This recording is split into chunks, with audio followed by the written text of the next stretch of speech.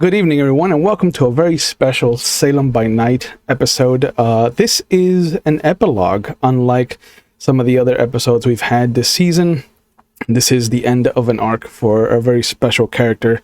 And before we hit the ground running, it has been the better part of a year since we last saw Melvin. It is Halloween month. It is October 1985. And Melvin has traveled all across the northern parts of the United States, and even across the pond, all in his search for Connie Eastward. Having been to London and seen the repercussions of the Second Inquisition's assault, having been to Glasgow and found Joshua, he learned that Connie has actually grown into quite the woman of her own free will and resources, and has made her way back to America. And before we find him landing, answering the call of a favor for an old acquaintance of his, for her part, Connie has seen a lot more of the world, from a young country girl to this hunter of men and animal alike. The gangrel has grown into her own force of nature, training with Joshua, seeing London and Glasgow and parts of Scotland and Ireland where some of the other gangrel originate from. She has seen and done much with the blood. By contrast, following a different path, Mustang Breck followed her previous employer down to Los Angeles after he himself got embraced, and learning about his sire and why he was chosen and the twists that have come after Otis King has become Prince of Salem, she decided to make her own way in the world a little bit, and after being called back home to Boston, Frankie followed her this time. And after earning a name for himself amongst the Kindred of Boston, Frankie Crow has now become the Seneschal of the city to a Nosferatu prince named Randall Hughes.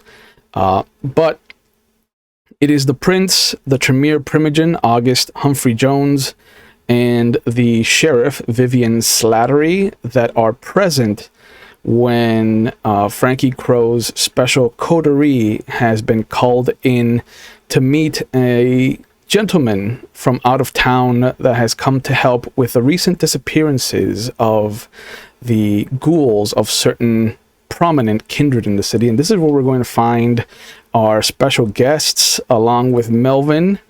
Hello, everybody. It's good to see you once again at the table. What a delight. Gregory Handel is a Tremere of some note. He has been creating a chain of libraries, safe havens for Tremere and for special friends of his, like Melvin.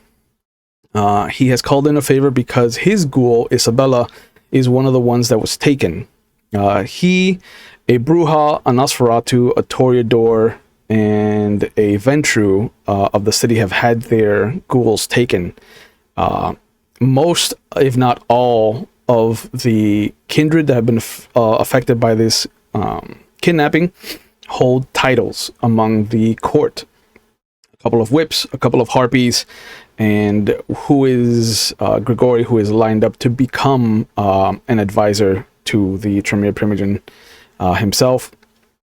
And when he invites you to the procession, to the event, to introduce you to the city, you notice that the prince himself is a Nosferatu.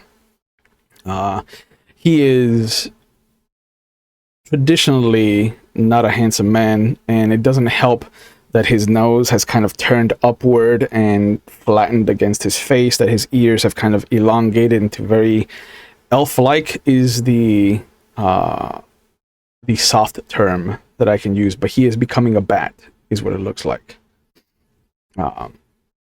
He hunches over. He doesn't sit like a regular person on a seat, but rather kind of squats on it, almost like a bat about to throw himself into the air. And although he doesn't have wings, he does kind of move with that awkward waddle. But Grigori takes the lead and kind of, you notice that the prince is there, the Tremere Primogen is there. He himself is a kind of robust gentleman. Looks to be a Harvard professor. Has the kind of button-up shirt, the vest, the slacks, a little chain of a time watch that goes from pocket to pocket. No tie, though. And the Bruja sheriff is a woman who looks like she could have passed for Lita Ford. Easily could have replaced her on stage, and nobody would have figured it out.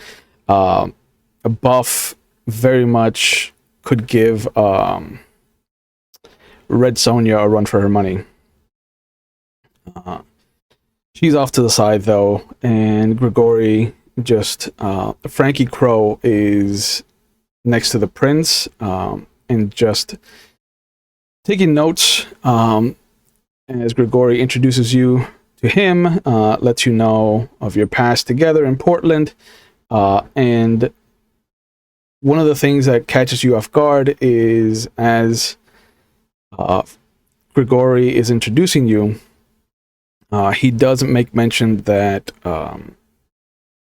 you had nothing to do with any of the Quajin attacks that happened in Portland, or in Salem, or straight down the alley into Sacramento and North California. And he does give you his condolences for the loss of Manny Garza.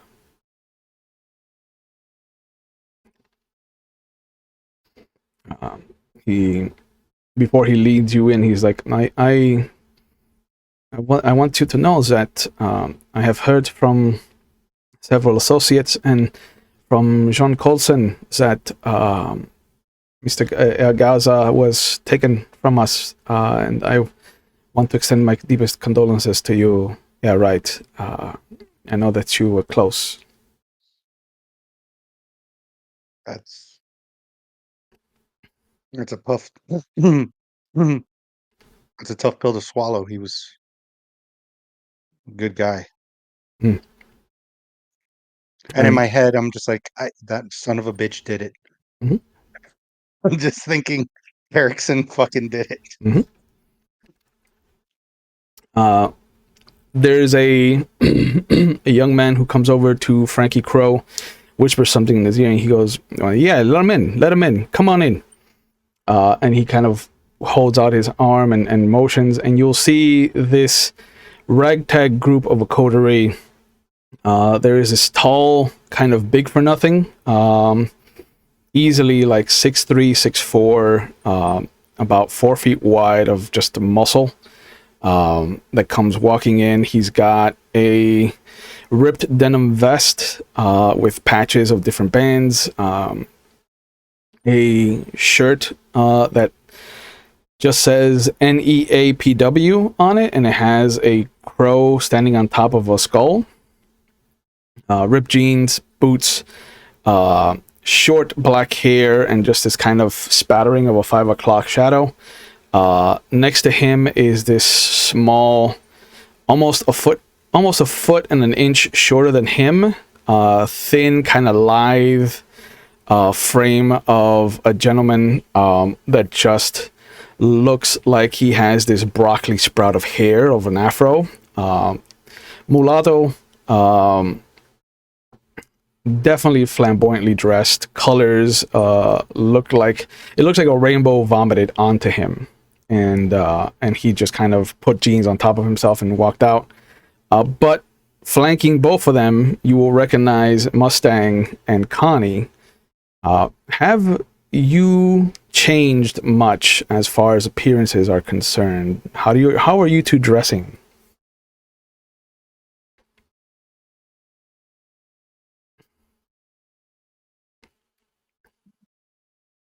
No, how are you two dressing? Yeah. Oh, I know. I was just I wasn't letting her sure start. if Connie was going to go first. I- I'm I'll in a go. trench coat. No, I'm just. Uh, Mustang is wearing kind of the same situation as she was wearing before. However, you'll notice she has like a double breasted jacket trench coat now, almost general like, versus like her leather jacket that she usually wore, or like her jean jacket, her black jean jacket that she usually wore. It's very militant, but everything else is probably the same. Okay. Connie? Connie is wearing she has upgraded a little bit of her style, but it's still kind of tossed together by the gifts that she receives from her travels. So she's wearing a darker wash of jean. She's wearing a sweater that probably leans a little bit more green than brown, which is big for her. And she's wearing an oversized coat that was definitely gifted to her from one of her many journeys while she was in Scotland. Okay. Heavy set, probably, and a hair too big because it belonged to a man. I like it. But they come over, and you will notice that meeting with the prince, meeting with Franklin Crow, the sheriff, and one of the Tremors in the city that you've probably had some run-ins with but never really met, is Melvin. With that familiar kind of reddish brown collar around his jacket. No The mask. moment that the moment I make eye contact with the two of them and I see both of them, I fall to the onto my knees.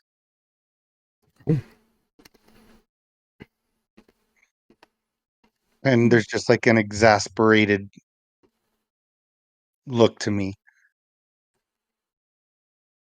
Betty D would immediately shoot over towards Connie, just excitedly making ferret noises around you. Connie is not containing her excitement in any way, shape, or form. When she sees Betty D, she just about wants to squeal. But her circumstances make her, try to hold back. But that's probably the only time her composure breaks until she sees Melvin.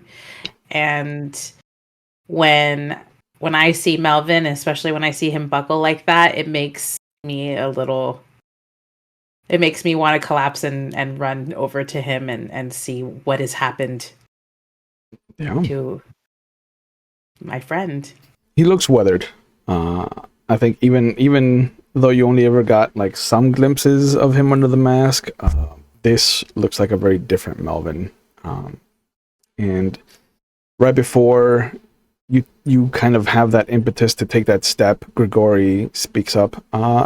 These are the coteries that Mr. Crow has willingly offered to you, right, should you find my ghoul. Was this work for you? And I'm just looking. If Connie's right there, I'm just looking. Yes. Excellent. Prince, then if there is no consent, I will personally vouch for right here. He has worked with me in Portland. I can vouch for his work. This is an upstanding citizen of the tower. And there's a moment when he says that you know that he's not looking at you, but you can feel like there is a veil of threat there. But he clicks his heels together and he bows to you. All right. I look forward to any news you might have about my ghoul. Thank you. I'll stand up, and I guess if he's there, I'll extend my hand out to him. Yeah. Still looking between Connie and Mustang and forgetting about everybody else that's in the room. And the prince just kind of waves his hand. I have no issue, man. Mr. Wright, we do things by the book here. We share a clan, so I know that you're not going to cause trouble for me. Because if you do, I will go looking for you wherever you hide. We worked hard to get the city up and running how it is working now. And there are whispers that people are trying to resurrect the Sabbat here, and I won't stand for that. So, I'm not going to keep a watchful eye on you or anything like that. I'm not going to enforce the harshness of the tower, much to the chagrin of Prince Jackson in Chicago, but I do things differently from Aventru. And he kind of shoots a look at Franklin Crow, who is oblivious to it. He's kind of beaming and smiling over in Mustang's direction.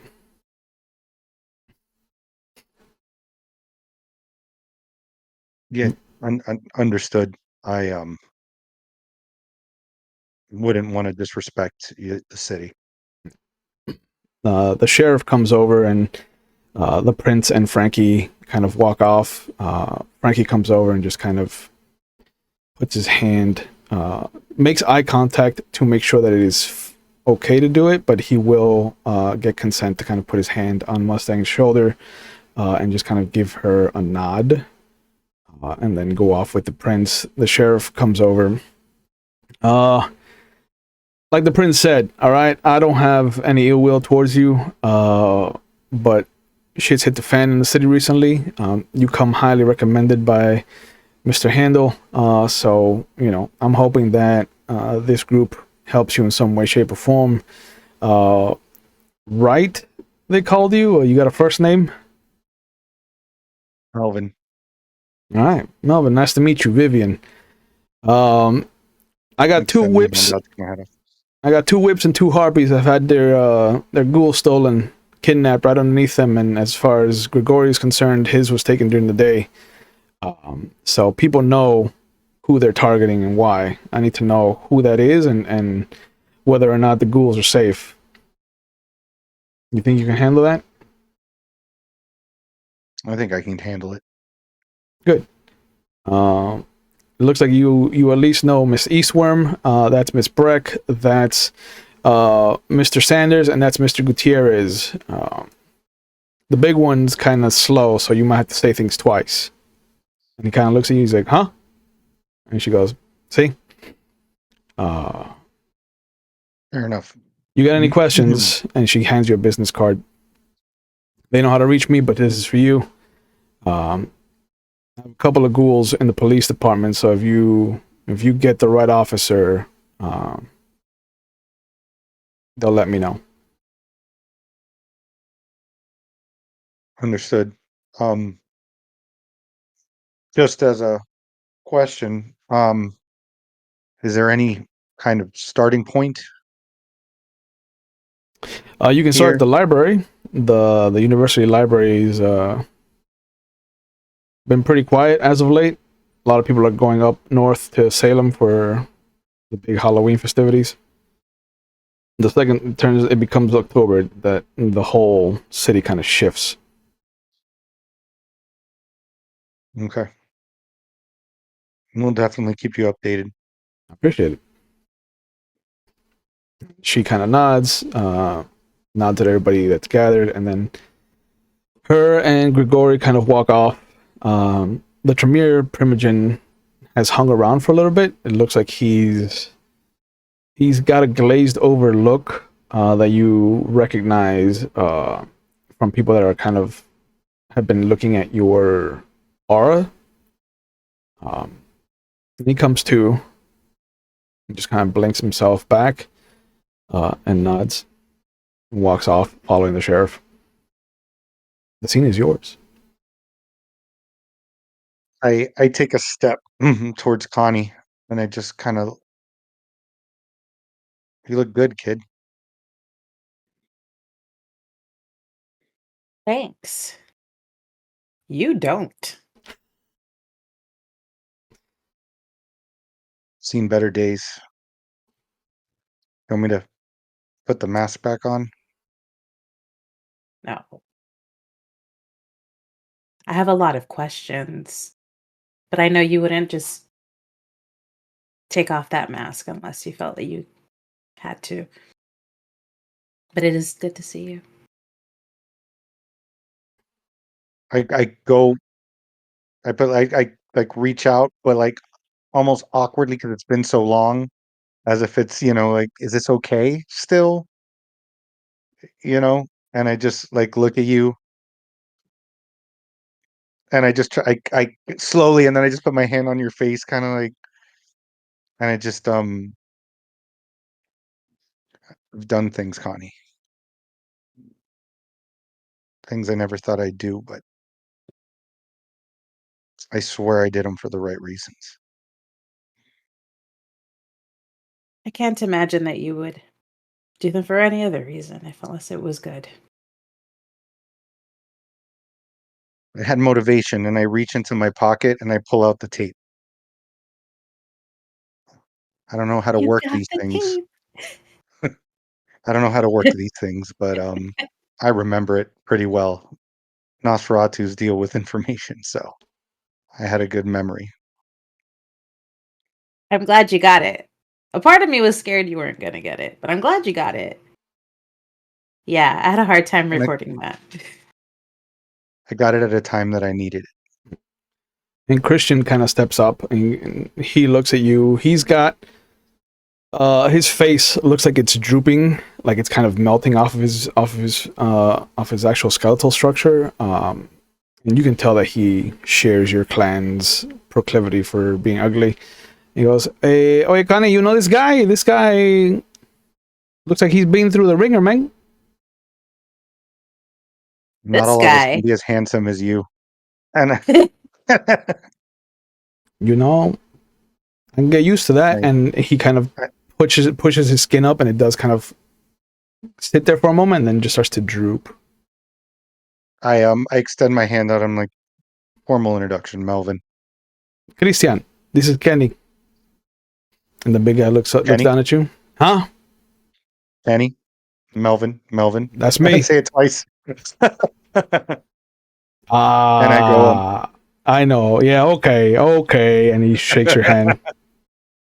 and then I walk over to Mustang, and I just stand in front of you, and I just kind of look at you, and just do I look up and down. I'm like, do I salute, or is is a hug okay?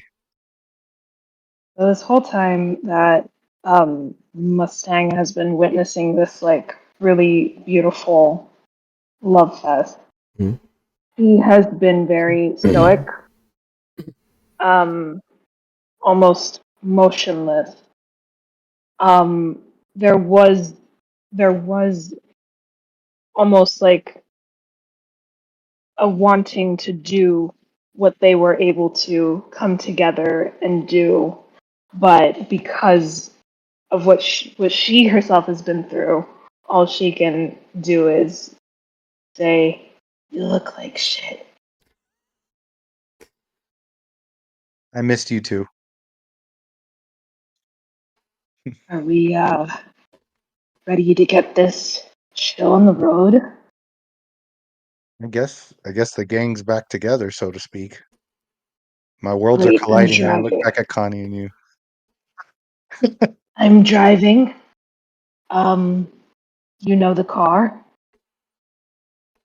Unless you've changed, which I highly doubt. Yeah, I know the car. Have I changed the car? No, it's the same car. I doubt I'm it. gonna keep the same car. Yeah, and you guys notice I don't have my fedora anymore. I've got more of this like the Peaky Blinders hat now. Mhm. Um, Nice a lot hat. darker colors. Teddy does have the fedora still. Who interacted with Teddy? I don't remember. Did both of them or just Both of Mustang? them, yeah, both of them got to interact with Um, Teddy. I I'm like, yeah. I um, remember Teddy. yeah. So Yeah. I'm like, Teddy's a good guy. I gave Teddy my hat. He was Oh, a good dude. That was Michelle's Is a good awe, not Mustang's. Yeah. Yeah.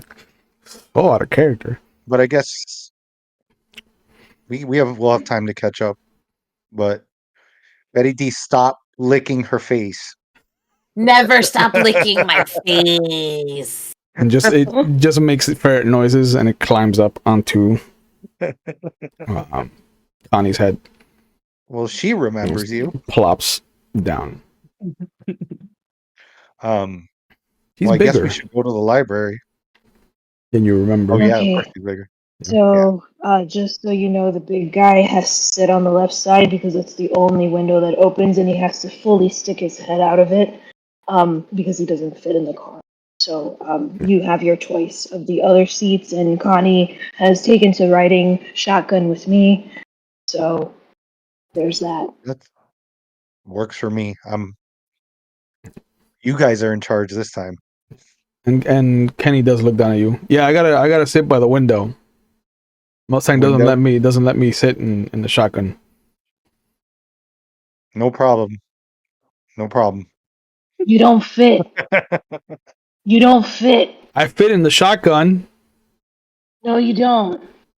You don't know. Not if I'm sitting there.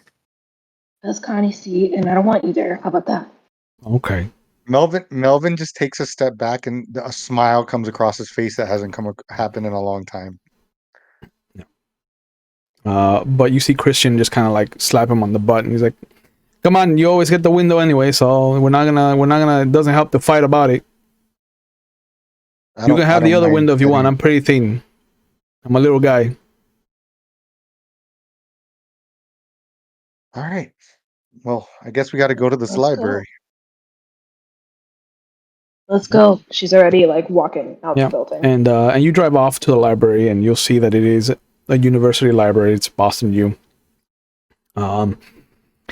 Pretty big. It's a 3-story library at this point, and you will see that there is a gentleman behind the counter, and when he sees your group come in, he looks down at what looks to be a note paper, and he looks back up.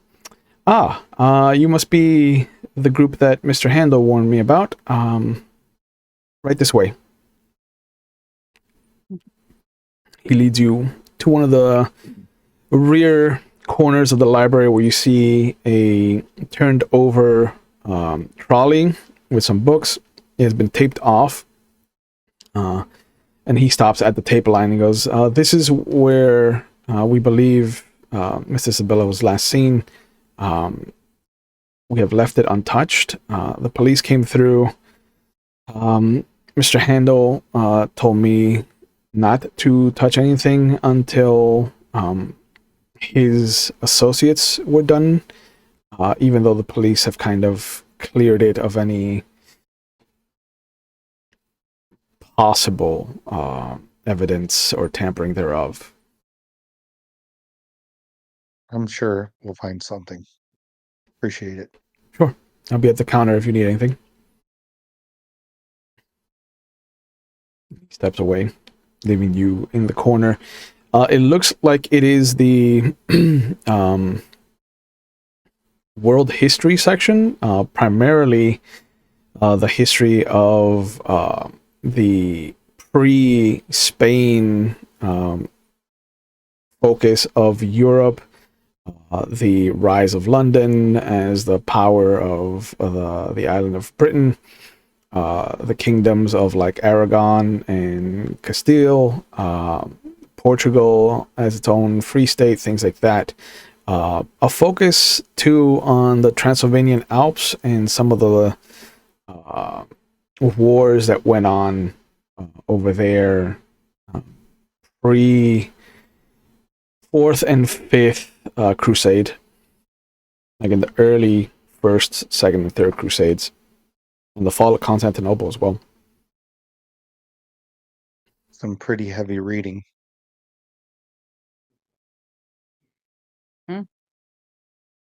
Does any look disturbed? Say it again. At first glance, does anything look disturbed? Looking around, there are a couple of books that look like they were pulled. They're kind of thrown and open. It almost looks like she tried to fight off whoever was taking her, and that she reached up and kind of pulled books, trying to kind of scramble for handholds, anything to resist being taken. Down by the corner of the actual library, there is one of the emergency exits that leads out into the hallway out behind the library, and thus out to the greater like rear courtyard and a parking lot that is currently being expanded upon. So there's only like 12 actual parking spots that are open. The other 24 are currently taped off, and there's construction equipment. Is there anything like that we could see that are like under the bookcases? Like if Connie were to bend over to sort of look under the bookcases for like, is there anything out of place that wouldn't be found at all, like necessarily in the library that might? Ooh. It looks like there is a piece of a fabric. It looks like something was torn and it fell underneath the last kind of bottom shelf. There looks to be something of a back part of a pin almost. It looks like it's been bent and hooked onto the fabric itself, but the pin isn't there. Hmm. I'll Hmm. I'll walk over and start looking around and see if I can see the piece of the pin, or I may have Betty D sniff around, see if she picks up anything. Okay. You let her loose and she starts looking at things.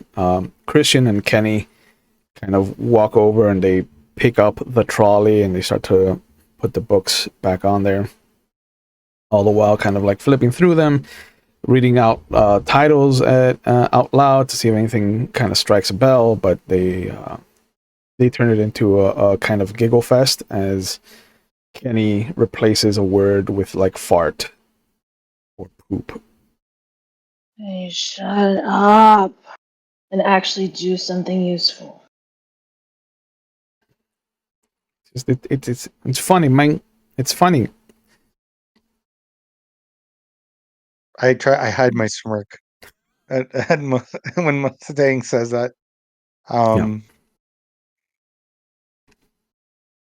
So you said this area is just with a bookcase. There's no tables or anything. There's a couple of bookcases. There's no real table in the corner itself.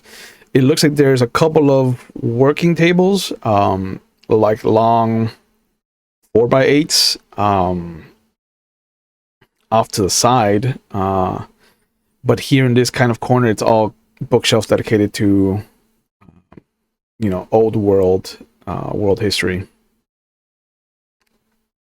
Mustang wants to invade the. I just want to be clear. There's no window. That's No. the only exit is the exit. The only exit is the actual hallway. the emergency exit door. Okay, Mustang wants to investigate the floor and the doorway and all of that area. You'll notice that the door doesn't close all the way, and pushing on it doesn't sound the alarm. It clearly says that pushing on it will sound an alarm, but it doesn't. And looking around the door, you'll notice that some of the actual rigging, the what's it called, the cableage, has been tampered with, and it looks like the actual lock itself was popped off. And very clearly, it looks like something supernatural pulled this open. Okay. Awesome. The way the lock is bent, no human force could have hold it in that direction. And Betty D has also kind of started pushing with her nose at a book. And if you pick it up, you'll see that it is a collected theories and papers on the Sahara Desert and the rise and fall of the Greco-Roman empires, among them including Atlantis. And one of the papers was written by Albert Frost. We will be chased by Albert Frost and his papers on Atlantis Forever. forever.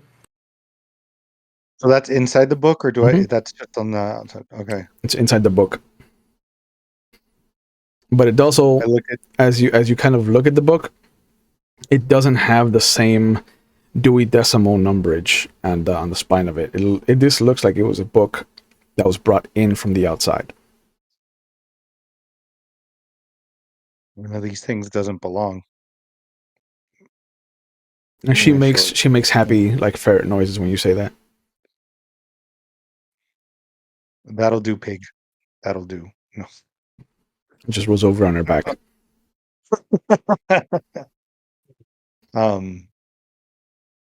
Why would you bring this and put it into a library, into the bookcase? Well, unless you're trying to plant it so somebody else finds it. Well, and I open it up and I show Connie, terrible author.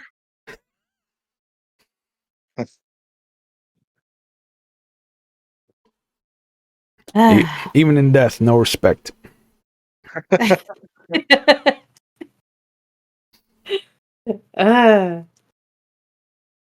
But why would So- somebody? Who were they? Who could he? I'm sorry. Who was she trying to communicate with? I guess is the big question. And then who knew she was trying to get in contact with them and took her? Is there any kind of like not Dewey Decimal, but any kind of like system on the book itself, on the binder?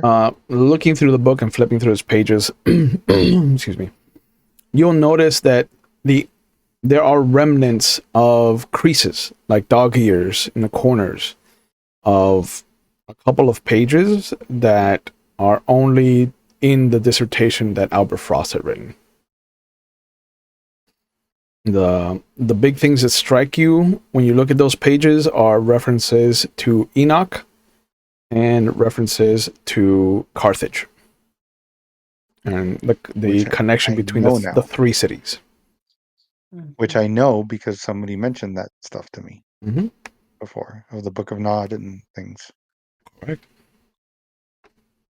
I've heard about this before. It's apparently that there's a cult that follows the Book of Nod, or they As you're holding it, you notice that Betty D has kind of climbed up onto your arm, and she keeps smelling one of the bottom corners of the book. And she's like biting at the corner. It feels a little moist. Like it's not as dry. Smell lemon.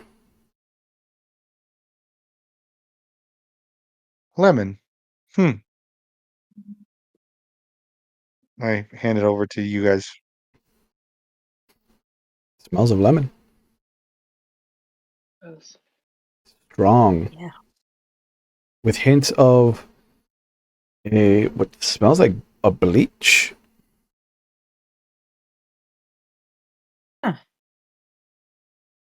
So it's been either in a clean place, or was it in a bathroom? Would it be in like a janitor's closet? The book is For some definitely reason? not bathroom reading. Yeah. The pictures. I mean, that's where I would read about Carthage personally. Just where you're taking a poop. I It's like, mean- the first city, huh? Carthage. Hannibal Carthage. and those elephants. Like, not- is it like I learned so much about you like with these cleaning games. fluid? Like cleaning fluid? Like a pine sol? Like a pine- fabuloso? Like fabuloso? Fabuloso. Like a fabuloso. Huh. Um, but you see Christian come over, and he's holding one of the lamps from the table, and he's like, "Bring it over here, man. I just saw something on the television about this." Oh. He was I, on, I hand the book. I hand the book over to Christian. and you see him just like put the page up to the light bulb, and after a moment, you hear it kind of sizzle. You can smell that burning, and he pulls it away, and you'll notice an image start to appear, almost like a faint pencil drawing. It looks like a skull in the center, with 3 smaller skulls in a triangular pattern around it, and 13 skulls around them. Whoa. I don't think I ever saw any symbolism for the Book of Nod. You didn't. So You didn't. to me, I don't know what the hell that is. Out of character. And what in Yeah. character, I have no idea what it is. Yeah. Um, Yeah, but he looks at it. He's I like, was "That's. I mean, I don't know what that is. I've never seen that before in my life." Has anybody seen this? Has anybody seen this? And I look at Kenny looks down at it. Have any of us seen this? I don't know what Have that any of is. us any of us seen any of this? That's a drawing. Looks like a tattoo. Okay. Yeah. Have you seen this tattoo before? Yeah, yeah. I think the whip. What's his name? And he kind of slaps Christian on the arm. What's his name? The Bruja. And Christian looks up at him. How should I know? You're Bruja. You two love to hang out with each other and make kissing noises. And he's like, we don't do that anymore. And then Christian just kind of goes, Nelson. He's like, yeah, Nelson. Nelson Landry. He's one of the whips. He's one of the sheriff's whips. He has a tattoo like that.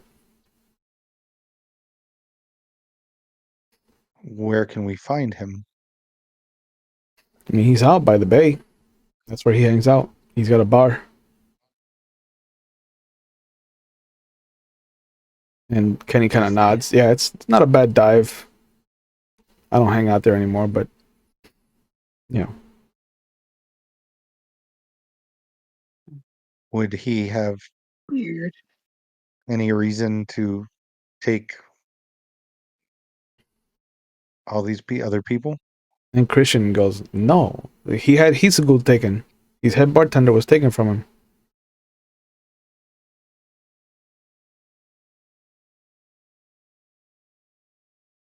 Hmm. I think we should go to the bar. I'm good with that, Anybody but up I for think we drinking? should take those. I think we should take those stairs, and I point to the door with the broken handle. Right? Yeah. Good call. You could lead. You make your way to the bar. It's called the Lighthouse. So and there nothing is in that hall, in that staircase, right? no. Okay, just Um, checking. Yeah, no. There's nothing left over. You get to the bar. It's called the Lighthouse, and there is a little kind of light that spins. Very faint compared to the rest of the nightlife lights that exist out here. And inside, it is in fact a dive bar. It is maybe 60 by 40, single bar, and you will see that there is this odd sound that's coming from the band. It is not music, but the words that are coming out of the singer's mouth are very reminiscent of Billy Joel. And this sounds like if Billy Joel had hired orangutans to play his music instead. Okay. but Nice. the drum has a picture of a skull with a raven on it, and it just has the letters NEAPW. Hmm. And Kenny slaps Christian's arm, and he's like, "Oh my god, the drummer is amazing!" And he grabs him and rushes over to grab a table by the band. The You're bartender, a special one. you don't know half of it. Even know. No. The bartender notices you guys come in, and he kind of gives you a salute. Mustang and Connie will recognize this as being Nelson. But he does have a female bartender with him who's also kind of like doing most of the work. He's kind of covering for her, helping her make drinks. But when he sees you, he kind of says something to her, and he makes his way over to you guys. Well, I thought that after the big hoo-ha with Kenny, that you guys wouldn't be coming around here so often. You guys rethinking your whole Anarch invitation? We're here for the music. Oh, that's why everyone's here. And then he kind of points at the fact that only Kenny and Christian are sitting next to the band, and everybody's as far away as possible. And he's like, "Hey man, they're What do cheap. you mean they're playing my favorite song? If you can tell me the name of the song, I'll buy you your first drink. How about that?" It's obviously wah, ah, ah, ah. You hear it. Yeah, you She hear nailed it. You hear it. Yeah, this is called Downtown Girl, isn't it? I don't know. Downtown female. Downtown lady friend. Downtown lady friend. Yeah, he's like, I tune them out. I've come to tune them out. And listen, at the end of the night, when I pay them $100, I'm a winner. Big money spender. No, you know, the amount that people will spend to drown them out in liquor pays for itself. Not a bad business, really. And they're only here once a month, so it's the other 3 weeks is I actually have people who can play instruments and who can actually, there's an up and coming band that I like that I'm gonna be pushing a little bit more. I think they're called the Three Black Cats, something like that. I love Three Black Cats.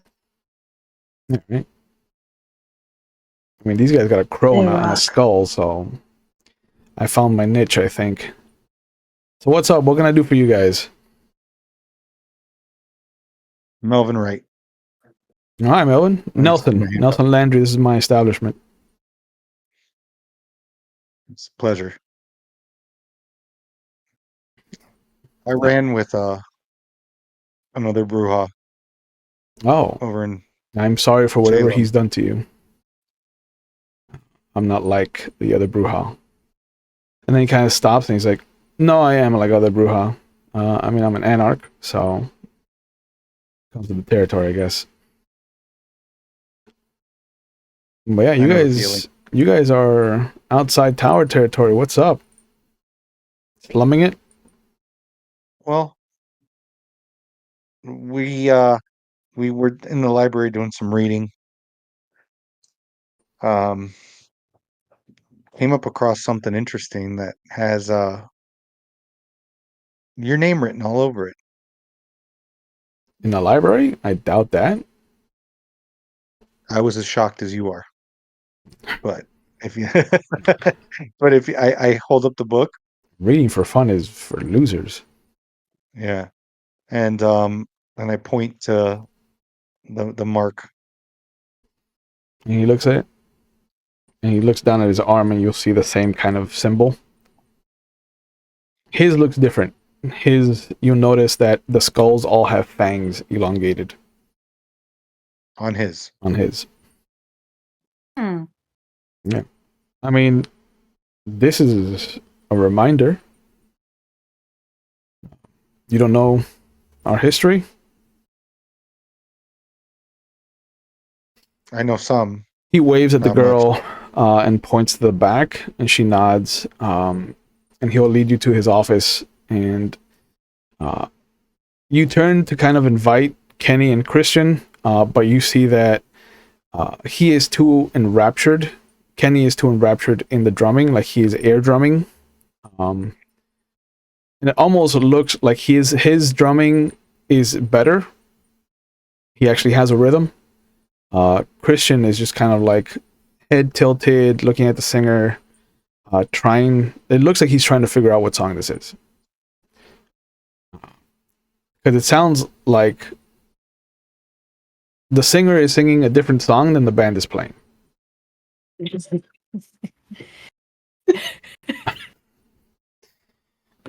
Downtown Lady Friend compared to, like, you know, Vienna Sausage. And when you go into the office, you will notice that there's a soundproofing in the walls, and immediately when the door closes, the band music stops playing. He goes, "Oh, okay. So take a seat. There's a couch. There's a couple folding chairs, whatever you like." And he sits on his desk. I'll sit on a chair. He opens he extends his arm out to show you his tattoo, and he's just like, so when I was approached by my sire, I was, you know, maybe this is height of the 60s, flower power, kind of, you know, free love and all that. And I was having what I thought was going to be a very good trip, turned out to be a history lesson and a preparation for a life that I didn't want.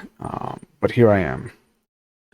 And so he points to the middle skull and he goes, so the first one, that's Big Daddy Kane. That's the first. And then the 3 around him are the 3 that he made. And then the 13 are the progenitors of our clans. You know, it's the original 13 clans of Kindred society.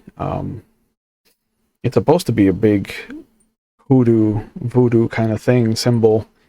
My sire was really big into it. Kept talking about some book that held our history and that was like a treasure, and he would have liked reading for fun. Not me. I don't do that shit.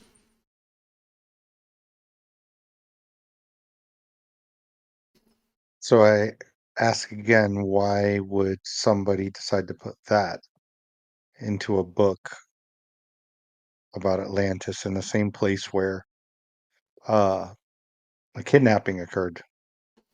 This book doesn't belong to the library. That's interesting.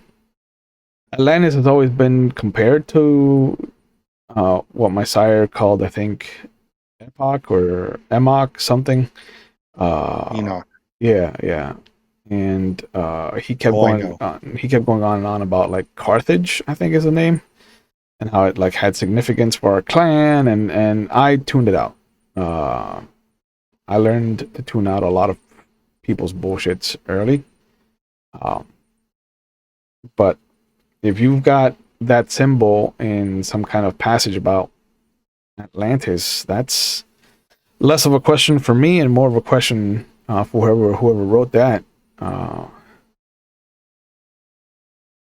You recognize this book at all? I know you don't read, but He looks at it and he's like, I mean, is there a movie?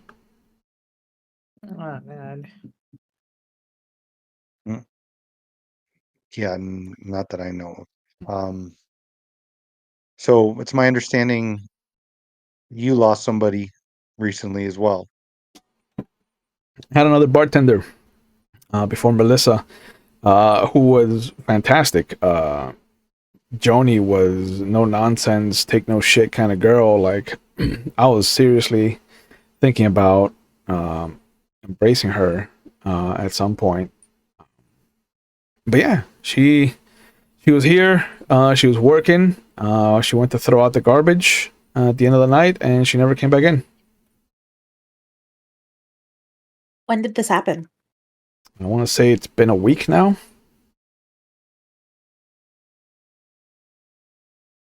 And you don't have any Less. cameras in this establishment, I'm assuming. No, cameras cost too much.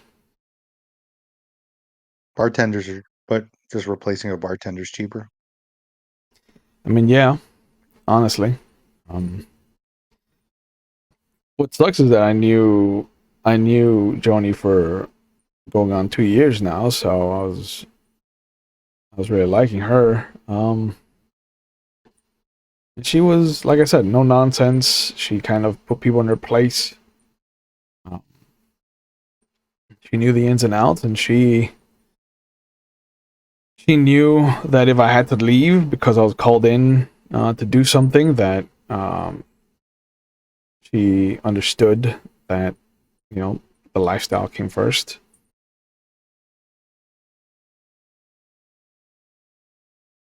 You have a bodyguard in the front, right? Like a bouncer? No, I'm the You don't bouncer. have a bouncer? And you didn't see any characters come into the bar and talk to her, or come into the bar and leave? Did you hear the noise that's being played? Everyone that comes in willingly is a character. Okay, fair enough.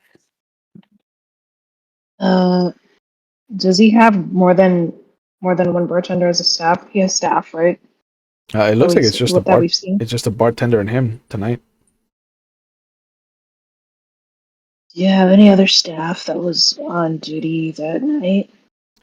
Nah, I try to keep it casual. I have a thin blood that I can call in whenever I need to have a picked up shift. He's been coming out and helping when he can. But you know, they're creepy, those thin bloods. I agree. Did you notice anybody out of the ordinary, not the typical upstanding clientele that you're used to come Oh, into the establishment recently? the dive bar elite. There's a guy that comes in once a month, every so often. He's one of those kind of hoity-toity, wears a tie kind of guy. He comes in, but he's like a regular almost. Like he's clockwork. He'll come in last Friday of the month. Last Friday of the month. You got a different band playing on that day, or No, special drink deal? no, it's just his routine. When was the day that the girl left? It would have been the way the months line up. I think it would have been a Wednesday. Did he come in that Friday? Yeah, he was here. Like I said, I could set my calendar to him. Did you have a band playing that day? On a Friday? Hell yeah. No, not Friday, the day that she Wednesday. disappeared. Oh, no. Wednesdays, I tend to keep it low key. I have a couple specials. I have this thing that I do that I'm hoping will catch on, which is, you see him reach down and grab a small bucket. And he's like, I fill this up with 4 beers and I sell them at a discount. You know, try to get rid of some of the overstock that I have. It's been catching on. So after she was gone, did you do anything to try to find her? Yeah, I mean, I went out looking. It looked like she threw away the trash and just took off without saying anything. So I left a message for her saying that it was kind of fucked up that she didn't say goodbye. And called again the next night, because she was supposed to come in for a shift. Didn't get an answer either. And so I called a couple of her friends that have come in and hang out at the bar and kind of get free drinks and whatnot. And you know how we do. You set up a herd.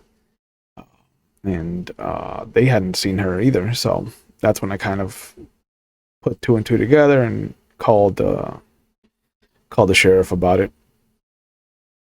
Does she have a vehicle, or did she leave any personal items in the bar?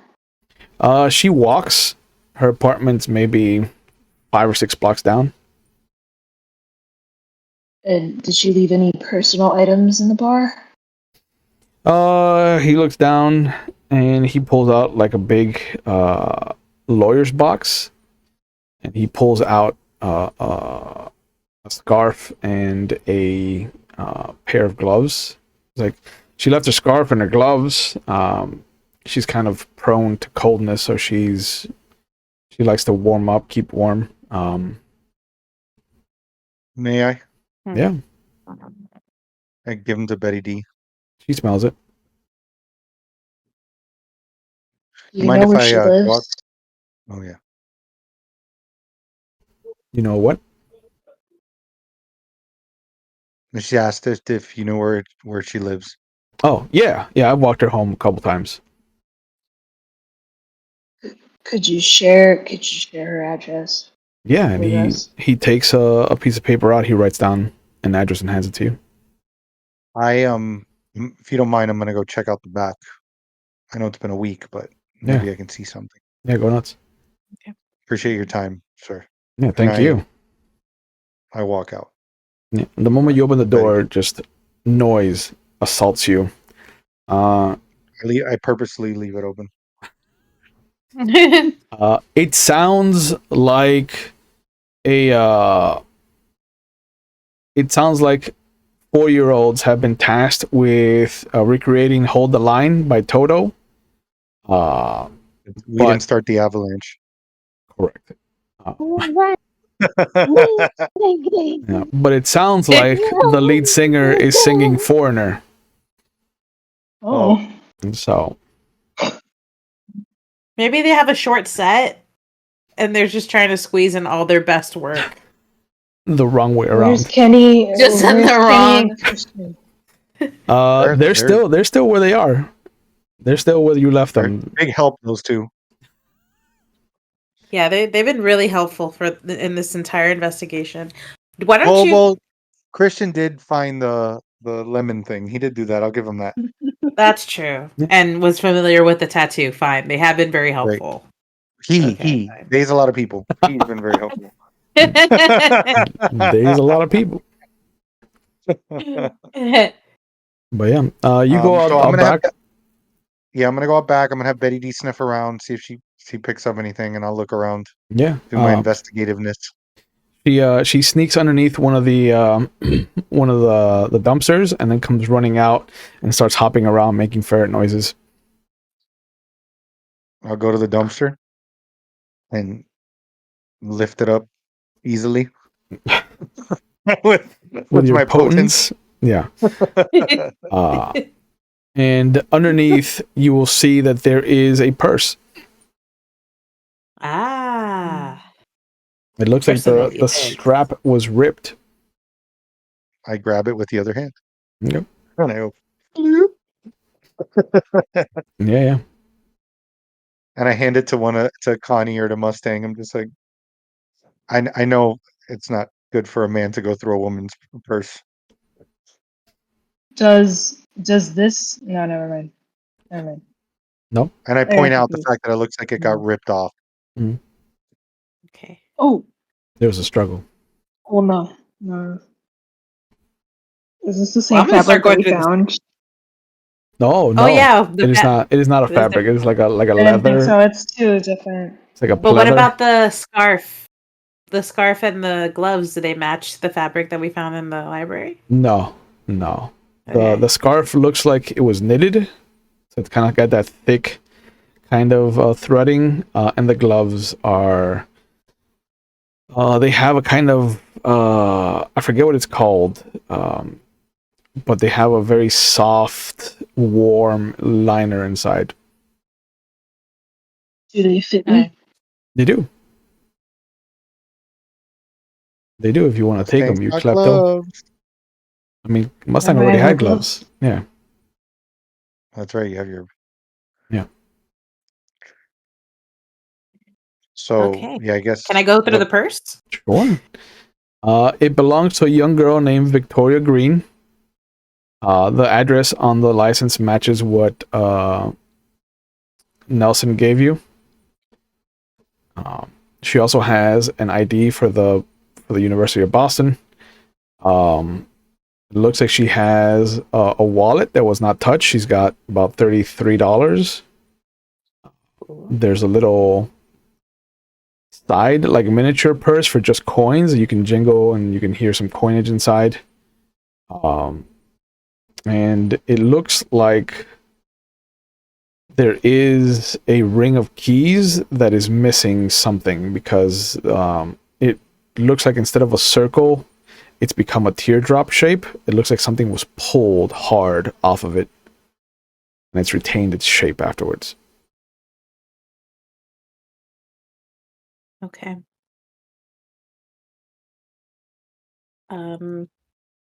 Okay. There's no maybe other the like, 'cause apartment key, yeah. but why not take the whole keychain? I should take the whole thing. So I guess we should go to her apartment.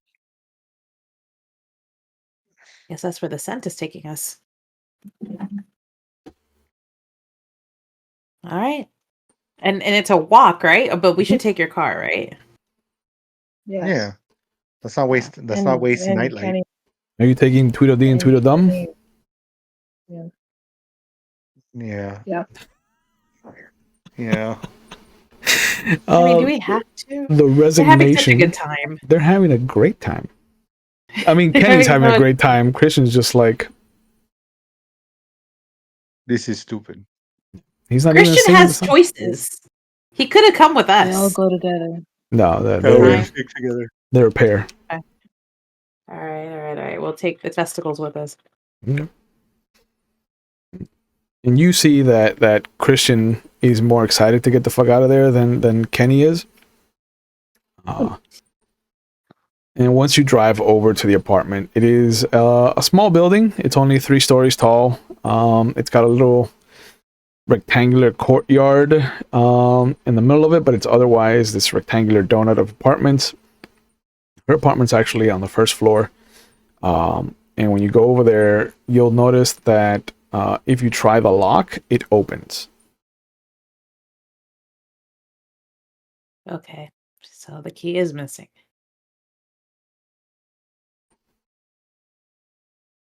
I tell everybody, hold on, 1 second. Don't go into that apartment yet. I go around the corner, and I go into obfuscate. Okay. And silence of death. Sure. And I walk past, and I kind of bump, Yeah. so they know it's me. Yeah. There's a slow creaking to the door as it looks like somebody invisible is opening it. Inside the apartment looks like a single woman's apartment. It's a little messy. It looks like there's been some clothes have been left around. There's a hamper that looks about half full. The bed is still made in the bedroom. There's posters of for the time period and for the gender. I think there's a moment where Melvin stops because there's a poster for Star Wars and for Empire Strikes Back on the hallway leading to the bedroom. But the bathroom looks super messy. There is makeup all around. There is a hair dryer that was left on top of the toilet seat. There's a curling iron that was left on top of the actual toilet. There is. Why would you do that? Why would she make the bed and then just leave the bathroom in such disarray? Where are the priorities? What is this woman? Who is this woman? Maybe we shouldn't find her. Mustang, Jesus, no. Maybe. Mustang Mustang picks up a vibrator, hands it to Connie. Do something with this. Well, Is once I this- know that it's like nobody's Does in this there, open cans? oh, it's a back scratcher. Oh, Is it for your neck? oh, the neck. Yeah, It feels so good on the neck. Uh, put it on your forehead. Maybe it'll. Oh, it mm, feels so nice. yeah. I'm not touching. Yeah. It's sticky. Um, Oh, oh, that's the line. Clean. Why? That's the Come line. on. All right. Why? Okay. No, it's Come on, it's nobody clean. went to I bodily fluids until She picked until it there's. up and she Wow. made the hands it to bed. her. She She hands it to her and then she says, "Go fuck yourself," and then that's it. You know, Mm. that's how we. You That's know, how you roll. yeah, it's good. That's how you imagine Yeah, her life is. Okay. I have a better idea of who she is now. Thank you. Um, but yeah, there is a couch, and there is a love seat. There's no television in the living room or in the bedroom. Looks like a simple one person apartment. There's a couple of magazines on the coffee table, and there is a trashy romance novel with this double the length that it should be kind of bookmark sticking out of like the middle of it. It's the vibrator. Yeah, 100%. That one's not sticky though. multi-use. It's multi-use. Yeah, I believe it. Not a college student. She might be a Is college she student. college? Do we see anything of that nature, like a backpack, anything? Coming in, once Melvin gives you the clear, you will not see a book bag of any kind, messenger or regular. You will not see any books as far as classes are concerned. And you won't see an actual like diploma at all. So it looks like if she was a student, she might have dropped out. I'm gonna start Well, looking she through does have the an ID. clothes and stuff like that, and see if I see anything that maybe matches that fabric. Looking around, you will find under the bed, hastily kind of placed, is what looks to be a jacket that is missing the top portion right before it becomes the collar. Who has the fabric? Connie, I think. Funny. Yeah. Connie, bring over that piece, and kind of go. Does it fit? It fits. The jacket Bingo looks bango. like it's a male's jacket though. So it's much bigger than I anything you find that belonged to her. check the pockets, see if there's anything. Pieces of lint, and you will notice that there is a a pocket inside the breast pocket, and inside that you'll find a folded business card for a pool hall called the Shark's Den. The adventure continues. I pull out the business card. I love being a detective, but I hate this hide and seek bullshit. The inside of Is there a phone number on the card? there is, and there is actually what looks to be a penned message on the inside blank portion of the card that says "Call me, C," and then a number that does not match the pool hall number. Oh. Does she have a phone? Yeah, of course. I ask. You notice that the phone is one of the wall units, and it sits about 5 feet off of the ground, and the cord goes down to the ground itself, coils up for a little bit before coming back up. It looks like she paces when she talks, and that cord extends all the way to the far corner of her apartment. Jesus. The good old days. right? I would like.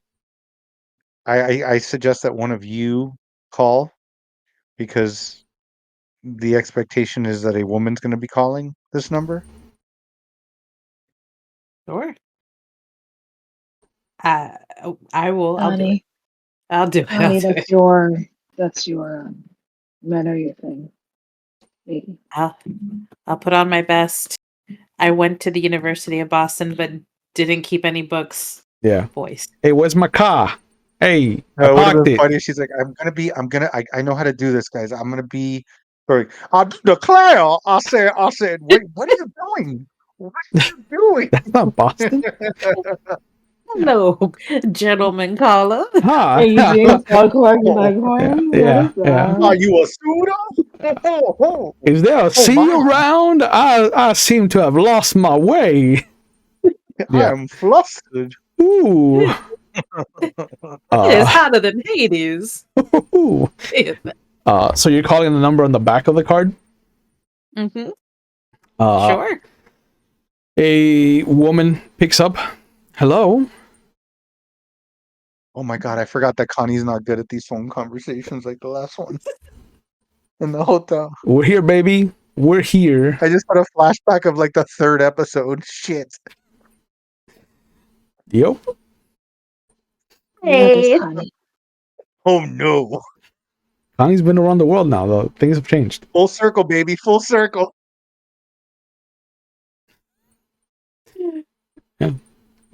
Hello, ma'am. Oh. Hi. How can I help you? Yes. I believe that I may have left my scarf and gloves at the bar. I was told you were the person to call. That's not the bar number. Oh. I'm not at the bar right now. Are you talking about the pool hall? Yes. I don't know how I came across this number, but the scarf belonged to my nana, and it's really important that I get it back to her. And I love where this is going. what's his name? It's Chris. It was I want to say their name. I started with a.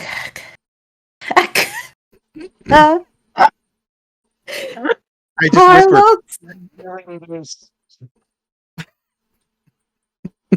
Carlos. And you hear there's a moment, and it sounds like the phone is being shifted from one ear to the other. And she goes, are you talking about Connor? Connor, nice kid, nice guy. Connor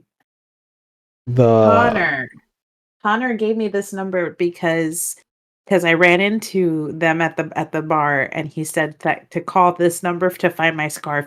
He seemed confused, but I figured I would call anyway. I'm sorry. It's just, sentimental scarves. You hear a moment where it sounds like somebody's putting a hand over the receiver, and then you hear the phone banging against the counter like 3 times, and then you hear, so I'm gonna have to have a talk with Connor. I don't know where your nana's scarf is. I'm sorry to say, but this is not Okay, bye.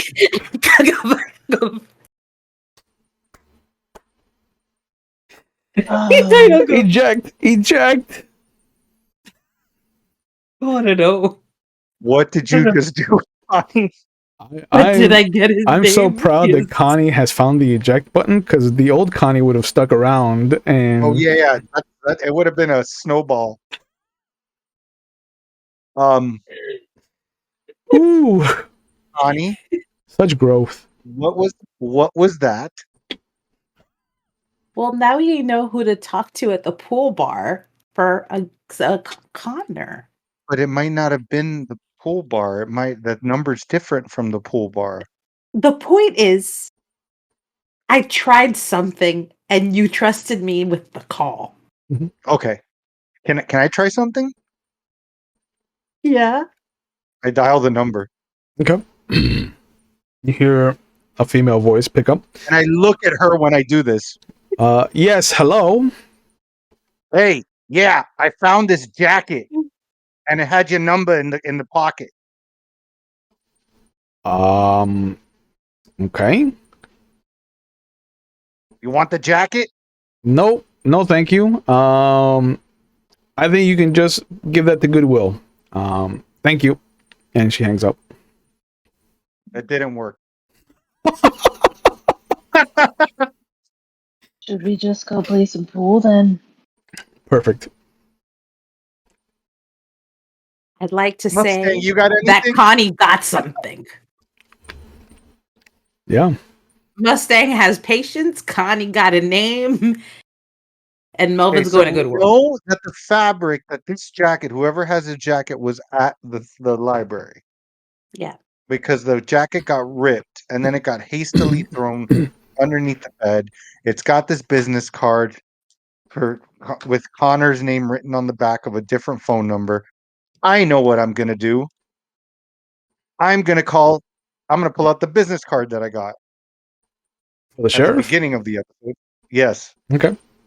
And see if her police friends can retrace that phone number to me and give me the location. Okay. Oh. She tells you, More. give me about an hour. If you want to meet up at the outside the zoo, we can do that. Sure, that seems like a logical place.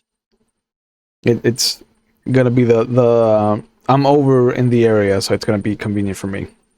Oh, perfect. Okay. We're going to the zoo, guys.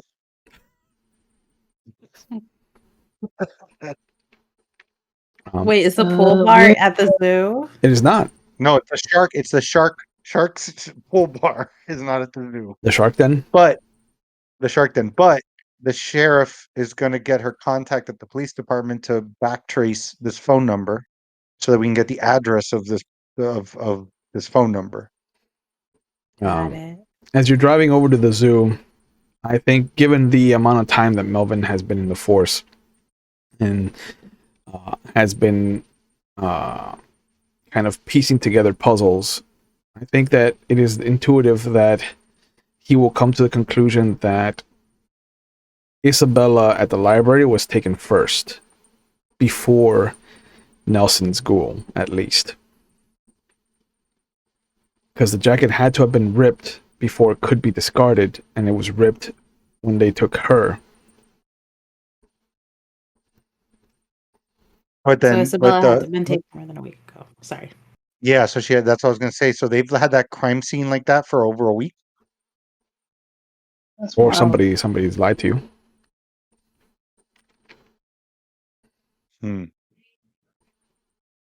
So many people lying. Like, is that guy's name really Connor? Does he really pay that band to play that trash? So many lies. So many lies. Boston is a den of lies. It is. It really is.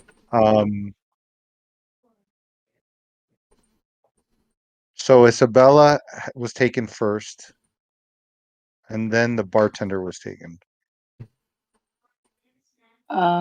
Is there any similarities in these goals? Do they all look the same? Do we have pictures of them? Do we know if they're the same age? Looking over the file, the little kind of notes that the sheriff would have given you, all of the ghouls appear to be female. Age range about the same? No, they range from about 25 to 40. That's a wide graph. Do they all have a connection to the university? They do not. They do not. Aside from being connected to some titled folks, there is nothing else that connects them.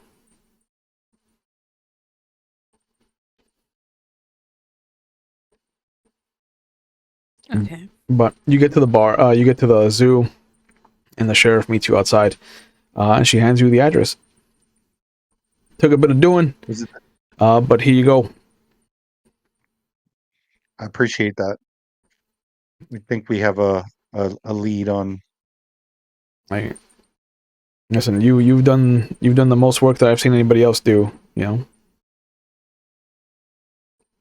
last Well, coterie hit hopefully a brick wall. Hopefully, we won't hit a brick or get hit by bricks. Hopefully, They hurt. It's not the same address as the bar, right? if not, Okay. I say we go to this address. Mhm. I think the bar, the shark bar, the Sharkies or whatever is just what they use to write the stuff on it. you drive over to the address, and you will see that it is a house. It is over in the suburbs. It's out on the western edge of the city. And you'll notice that there is a Dodge Charger, old muscle car, kind of sitting on the front lawn. Looks pristine, like it's well taken care of. The tires look like they're made for running. It looks like a racer's car. Um, Mustang's face lights up like Christmas. Yeah. As you pull up, you'll see that the front porch light is on, and there's a couple of people walking around that you can see through the drapes. And it's about 2:00 in the morning at this point. And the rest of the neighborhood seems quiet. Like everybody else is kind of bedded down for the night. This is the only house that you can actually see like movement. And you can see that there is a light that comes on through the little window slits at the top of the garage. Excuse me.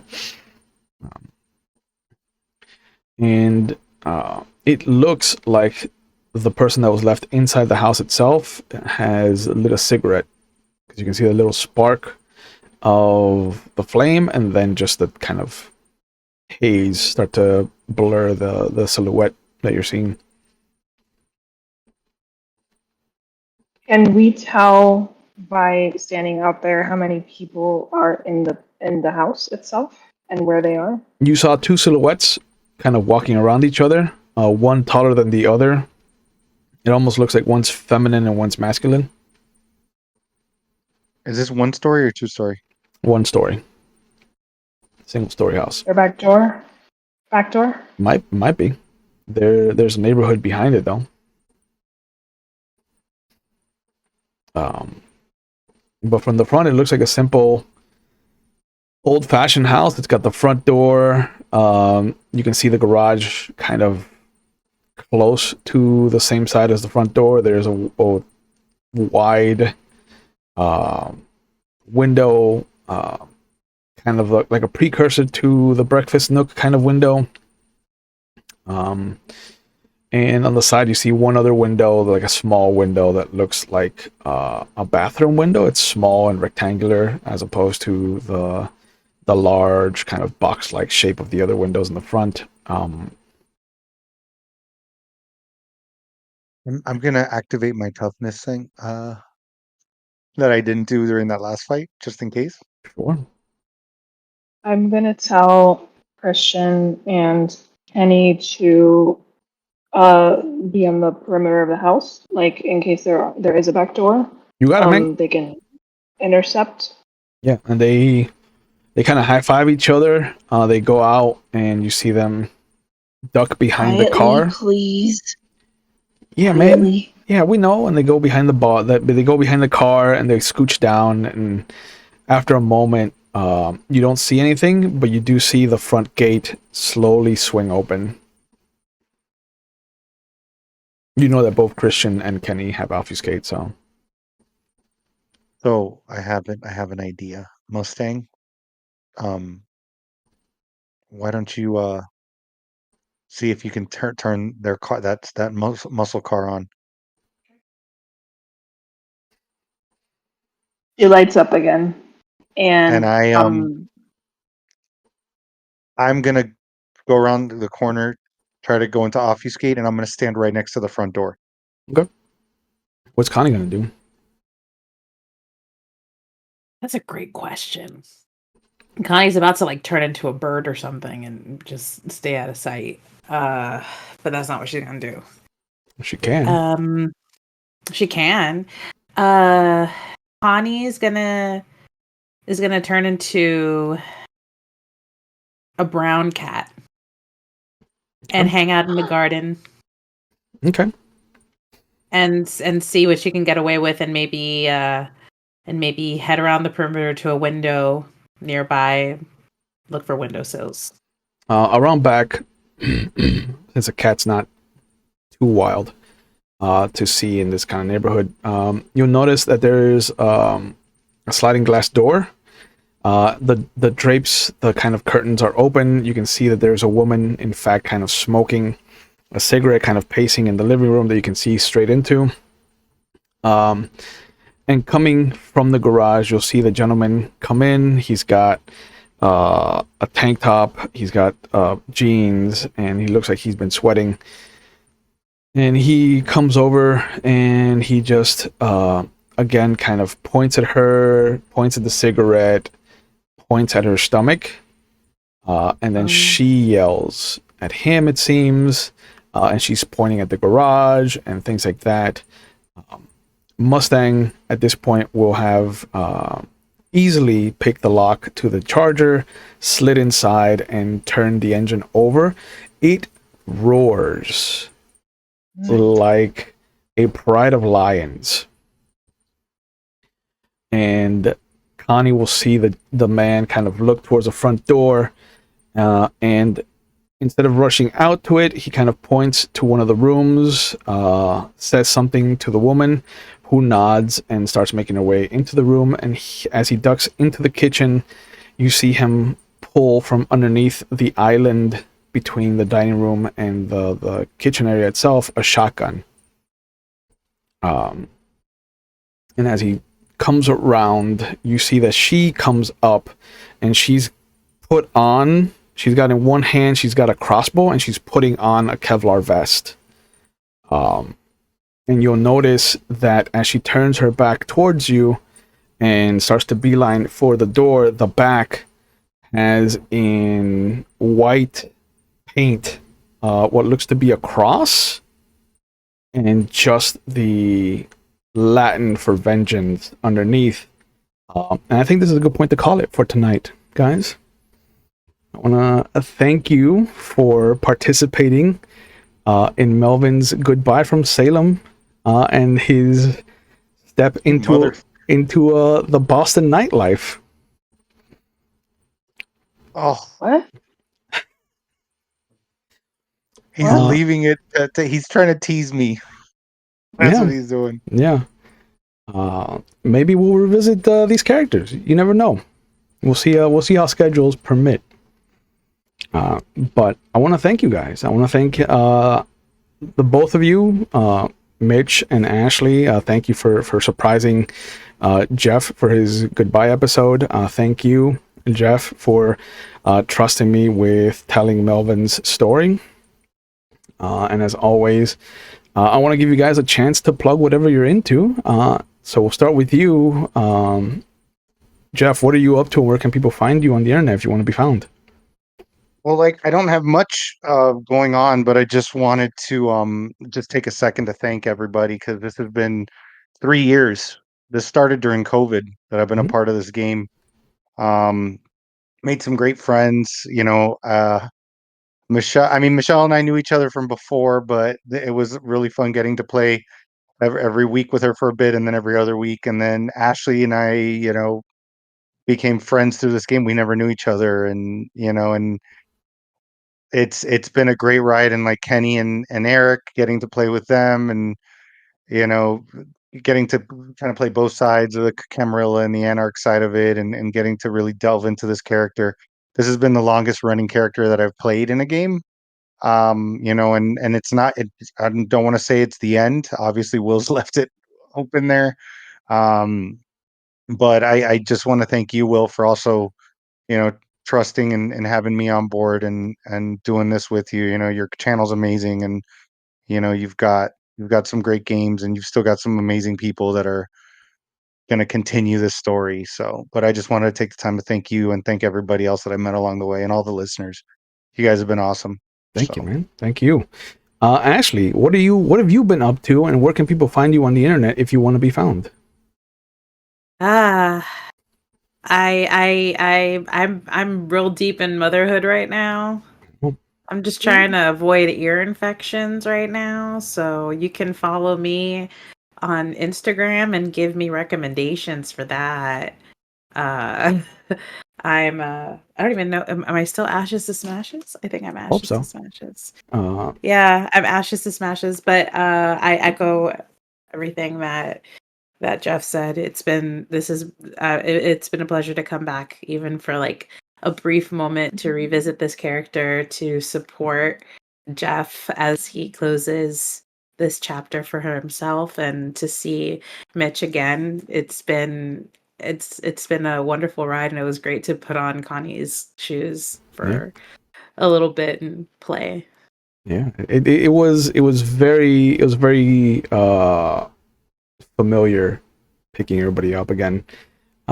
Mitch, what are you up to? Where can people find you on the internet if you want to be found? I am the slave to corporate overlords now, but if you want to find me on Instagram, I'm at Go for Mitch, or my company at Robot Baby Digital. Yeah, there you go. I've used your services. I can highly recommend you. You are fantastic. I have appreciated everything you've done for me.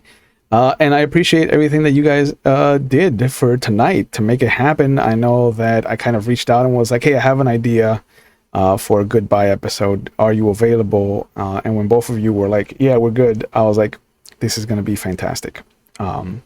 So getting to kind of write what I think might have happened to you guys in the interim, and then just kind of tossing you into a Boston by night situation, or Boston after dark kind of situation, where it's just like a new city, a new coterie, but familiar faces, really felt like, nice. And the little homages to like Kenny and Panda, I hope I did them justice in the characters.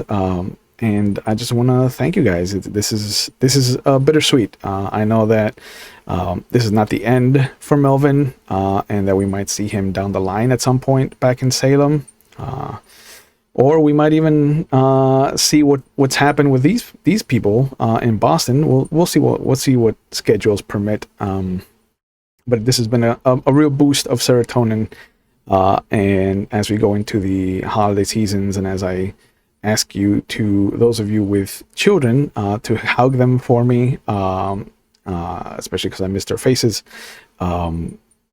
I wanna remind the audience that we take mental health on the channel seriously. If you feel like you need help, please know that there are resources out there for you. If you're watching live, there's phone numbers going up in our Twitch chat. They'll be in the description box on the YouTube channels if you're watching later. If you're not in the United States, there is a link going up as well. Or if you don't do well with phone calls or text messages, findahelpline.com exists for you, because there are people out there who want to help you and who can help you. And just know that it is okay to not be okay. And if you feel like you need help, just know that there are resources out there to help you. Mondays are for Vampire the Masquerade here on the channel. We're going to be taking a break until January. Tuesdays are for Werewolf the Wild West or Legend of the Five Rings. We're going to be taking a break after tomorrow, again until January. Thursdays are for 7th Sea or Old Gods of Appalachia. We have an introduction to Clayton King, our group's speaker, this Thursday, and then we'll be taking a break until January.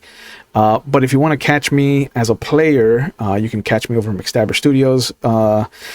December and January, we're running a Changeling the Dreaming game where I get to play a troll, not an internet troll, but an actual like mythological troll named Oscar Holst, who is a very interesting character. And starting in January, a little mini series on Fridays of Old Gods of Appalachia, because we all love the game so much, and I highly recommend you check it out. but I'll get to play Preacher Green over there, who's a very different character than I've ever played, so I'm looking forward to that. But you guys made this so much fun. I hope that you had fun. I didn't want to push us too late, and I apologize if we've gone just a little bit too long. But I wanted to leave you on a little hook, and I hope you don't hate me for that. But thank you guys for being here. I love all three of you with everything of my being. I love you guys who have supported us. You guys are amazing. And as for Vampire, we will see you in the new year, guys. Take care. Have a good night. Bye.